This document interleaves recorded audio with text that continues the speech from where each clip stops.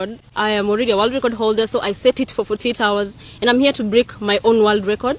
And this record was supposed to happen in Brazil during COP30, because indigenous forests and indigenous peoples was a center of COP30 climate talks. So this was a very good opportunity to represent indigenous people from Nyeri, from Kenya, and also in solidarity with Quilombolas, who are the guardian of the Amazon forests. Ni kumoto manze. So guys, history ya Makena anasemanga despite every achievement obvious kuna some challenges. So huyu PS Mangeno alipata kumdeny just to sign the document that she was supposed to go and represent herself in Brazil. Makena alikuwa to represent pale Brazil, na apart from that tulikuwa tunapata amefanya preparation like going and paying to learn Brazilian Portuguese language guys. Apart from that pia alikuwa na good motive on our environment sector. In short alikuwa ni kama kawangari mdogo. So guys, despite that her dreams were really shattered by this Mangeno. This guy is a good example of a person who can say and not do it, because since when he was sworn in guys, he promised to create jobs, to support youth, to stand with the forest. But guys, when this young girl approached him, he did unexpected guys. He went totally opposite from what he promised guys, and this is what we see in most of our leaders guys, and this affected this girl a lot. Apart from that, there are those people who are willing to stand with her, the citizens and the governor also, because this event was held in a government office guys. The government really came out in handy with this girl guys. So let us watch and don't forget to support by subscribing. As the Principal Secretary responsible for environment and climate change, I would like to implore on you to lead that innovation of job creation for green jobs and green skills development to take a low carbon development and green growth pathway in line with the Africa Climate Summit resolutions, which Kenya led and championed to be in line with the Kenya's international obligation under the UNFCCC and the Paris Agreement. Distinguished ladies and gentlemen, the United Nations Environmental Programme, through its Global Opportunities for Sustainable Development Goals initiative, is working with the Kenyan government to tackle the youth unemployment crisis. I want to tell them this. Yes. We started this journey with the Truphena a long time ago. Yes. I assisted her in terms of getting the air ticket to go to COP30. The Ministry of Environment did her in. They were not able to give her accreditation because what she is doing, she should have done in Brazil. In Brazil. She came back to me and told me, now, Governor, can I do it in your compound? I said, welcome, and I will support you. And she's been here. We've been here with her. Those thinking that we are looking for cloud, God help them. Thank you so much, Governor, for supporting our own. And I personally, with the rest of the Kenyans, Gen Z, we have been supporting this. Thank you. We have been doing this, and we have been standing with all the Gen Zs. Exactly. And we want to let them know that the governor have been there. Correct. And the governor is here. Mheshimiwa Rais, kuna Mheshimiwa Rais, Mheshimiwa. Yes. Kuna huyu msichana alikuwa na hug miti. Uliona ile alikuwa na hug mti kwa ofisi ya governor wa Nyeri. Kabisa. Mutahi Kahiga. Nilimuona vizuri kabisa. Sasa huyu msichana, kitu ambayo imemfanyikia huyu msichana, they were supposed to go to Brazil. Yeah, Brazil. For environmental competition.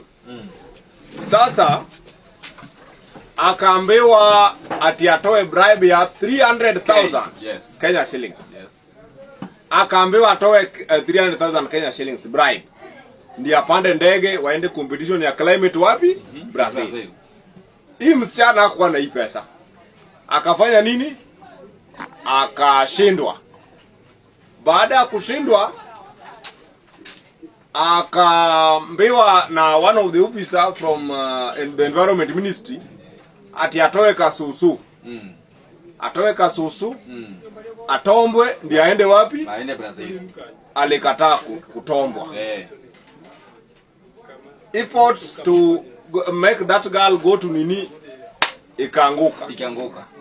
Huyu msichana ndiye akaamua afanye nini?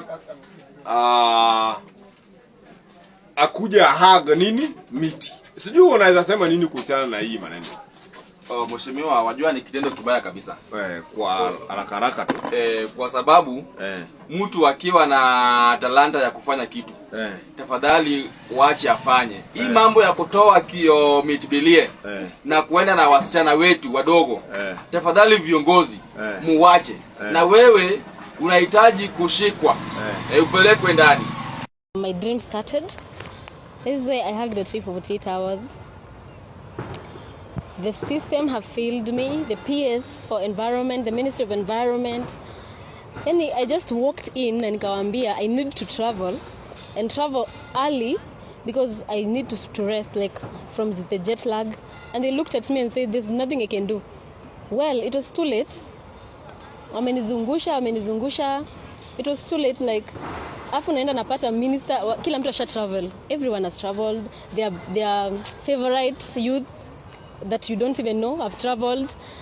And I went to the ofisi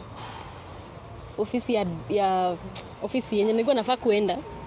Nikienda kwa ofisi yenye napeana accreditation, I'm just seeing, you know, well abled people walking in and out taking accreditations. Some are a little bit older, they waona kwa anything they are doing, nothing, not even in the government level or community level, nothing. People are being sold for these badges, accreditation za UN zenye zinafaa kuenda kwa grassroots. Nika miss out on the accreditation yenye ilikuwa inafaa kuwa na visa. Nikaenda nikaambia mama mwenye nilipata hapo mwenye hata si anafaa kwa hiyo ofisi, akaniambia there's nothing I can do. But even though the ministry failed me, even though the PS failed me and failed us, because I am a voice representing every Kenyan voices. People who are grassroots, people who are trying from bottom, like no support. You know, dreams, I'm representing dreams of every girl child, women who believe in themselves.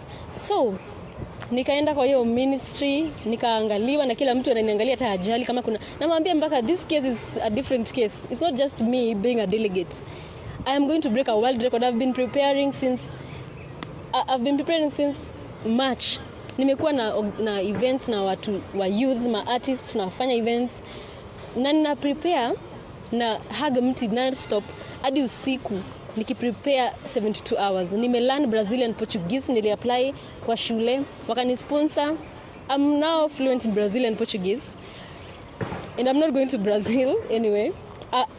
Yeah, that's what the system has done to me.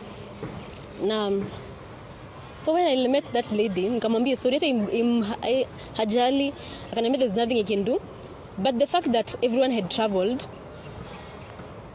the UNFCCC accreditation is so easy for someone like her. She can do anything. She could do something, but she didn't care. Angefanya kitu, angetaka. Kwa sababu aliniambia kuna kitu anaweza fanya. Deadline hata ya kuregister UNFCCC ni date 9. Date 9 iko imefika. Nilipewa na youth tu. Youth akaswap badge yake, akasema sitaenda, nitakupea UNFCCC accreditation. So wameneka in a very bad position